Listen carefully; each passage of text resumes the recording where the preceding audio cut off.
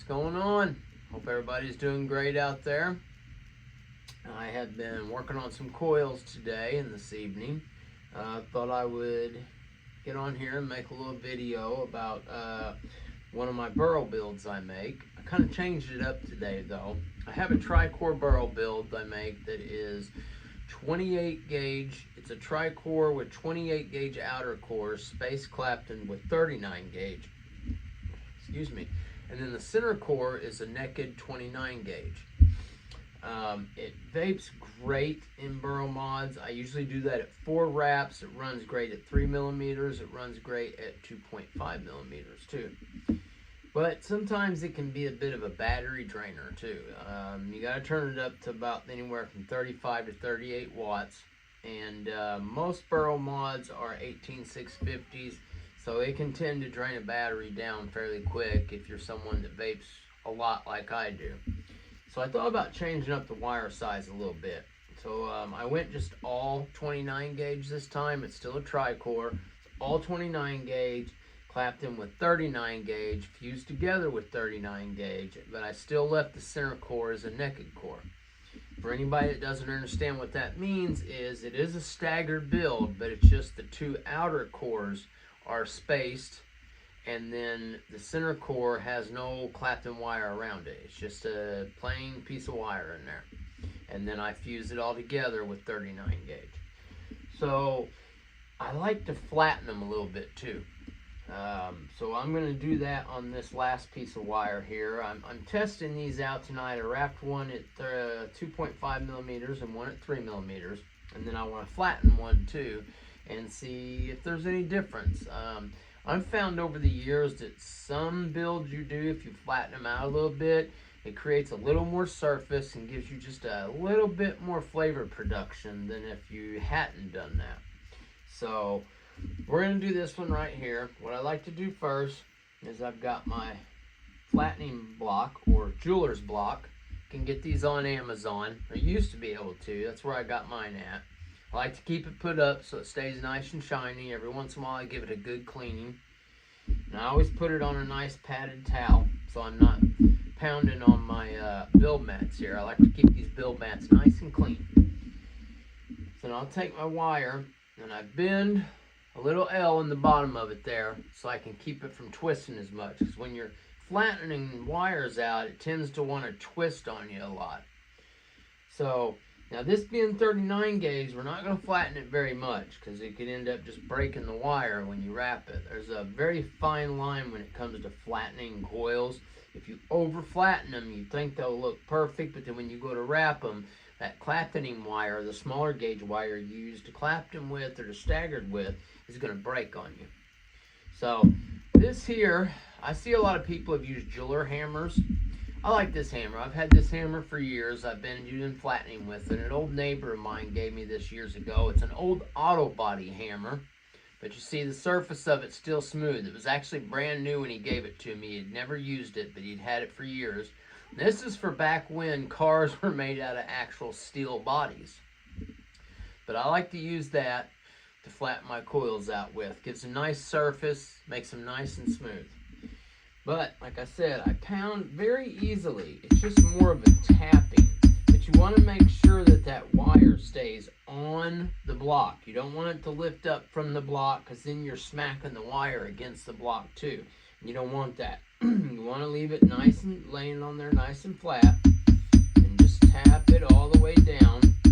Make sure you're doing it evenly. You're holding the hammer surface easily. And when I mean the hammer surface, I mean the head of the hammer.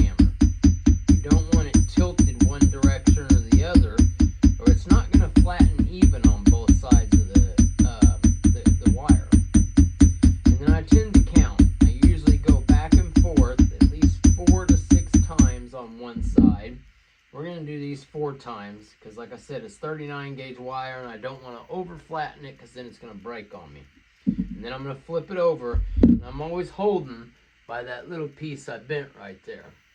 And I always start at the bent end first and work my way down. So that way if the wire does want to twist or turn on me a little bit, I can kind of turn the wire with the twist. But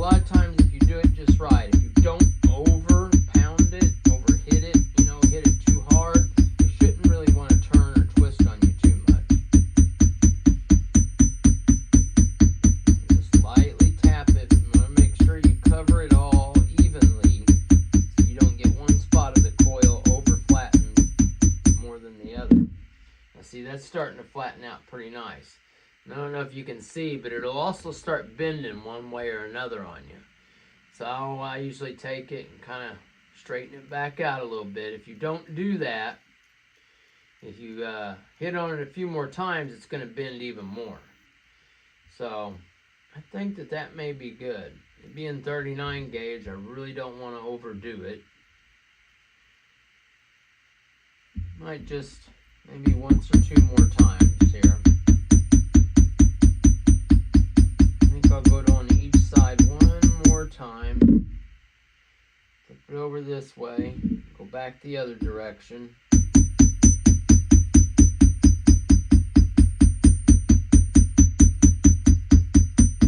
Yeah, I think that's going to be good right there. It's going to look nice, I think. So now we're done with that. Set this stuff out of the way for right now. I'm going to get my 3mm wrapping rod. I like these here. My buddy Jeremy Voorhees at Voorhees Customs made me these. I've actually got him making me a 5mm rod too. I have these in 2.5, 3, 3.5, and 4mm. But here lately I've gotten some requests for some 5mm coils. I've never even wrapped anything at 5mm or even vaped with anything at 5mm, but because I've gotten the requests, I talked to him about it. He was able to find some 5mm rods for me, but he actually had to order them from China, so doesn't have them in yet, but as soon as he does, he's going to make me a 5mm wrapping rod, and he's going to make me a little bit longer, and then also in the 3.5 and the 4 a little bit longer, that way for series coils. So we're going to wrap this one. I think I'm going to give this 5 wraps just so I can test it to see what the ohms are at 5 wraps and how quick it ramps up. I usually do that with a lot of coils. A lot of my builds are only 4 wraps, but if it's something, a new coil build that I haven't tried yet, I will go ahead and do 5 wraps first and test it out at that many wraps, to see how quick it ramps up. I don't like coils that have a slow ramp up. If they have a slow ramp up, I don't even offer them to the public. I want all my coil builds to have almost an instant ramp up, big clouds, and big flavor. So yeah, it's looking really nice actually. It flattened out real nice. We're going to go ahead and add that little half wrap to it. I know a lot of people like the burrow builds wrapped like this. Depending on what RBA you're using, some of them you have to have the leads sticking out both ways, so you got to add an extra half wrap. Others, you just like a regular coil you'd be putting in an RDA or an RTA, you leave the lead straight. So I do wrap all my burrow builds like that, and then if you need them pulled out, you can obviously unwrap them a little bit. So, but this way they're covered for both types of RBAs. My clippers here. I need to get some tunes on when I'm doing these videos. It's too quiet for me.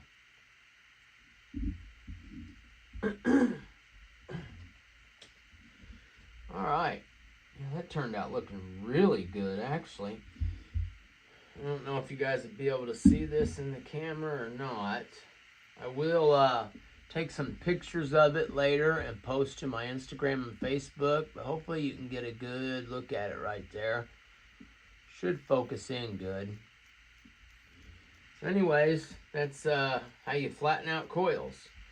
Obviously, for thicker gauge wires, you would flatten out more. You would hit it a little bit harder, but it's mainly always tapping. You're not really hitting it hard. You're just tap, tap, tap, tap, tap, tap, tap. And you work your way down, work your way back, work your way down, work your way back. Flip it over, do the same thing. Don't over flatten it too much on one side at a time, because then your wire is going to bend or twist on you. So I'm going to do more videos like this with some other types of coil builds too. And like I said, I want this channel to be more than just product reviews. I'm going to do stuff like this. I'm going to do videos, short videos where we talk about proper ways of wicking certain things, or cleaning your products real good, your RDAs, your RTAs, your RBAs, just odd and end things. I want to post a lot of content to this channel, so it keeps you guys coming back more and more. I don't want to be somebody that just posts 3 or 4 videos a month, because then no one's going to subscribe to that. So I'm going to keep posting content. I'm going to try to keep it up constantly. I've already been messaging several brands about getting products in to review on here too and talk about. So I'm going to test that out. I haven't decided what RBA yet. I may do another video about that. You know, doing putting the coil in, wicking it properly, all that good stuff. But so yeah. So you guys keep an eye out, and I will let you know when new videos are up. I'm not going to keep posting links to the videos, because I'm afraid Facebook and all their glory may decide to throw me in jail for that, as we all call it. So I would just make a post or a short video letting you guys know, hey, there's a new video up on the channel, go check it out, all right? And I did put the links in both my Instagram and Facebook profiles. Just go down to where the website links are, and the YouTube channel link is in there, so you can just click from there and go straight to the channel here. You do have to have a YouTube account, because they are age-restricted videos, so you do have to log into your YouTube account, so that way you're proving your age. So, all right, you guys have a great night, and I will see you guys next time.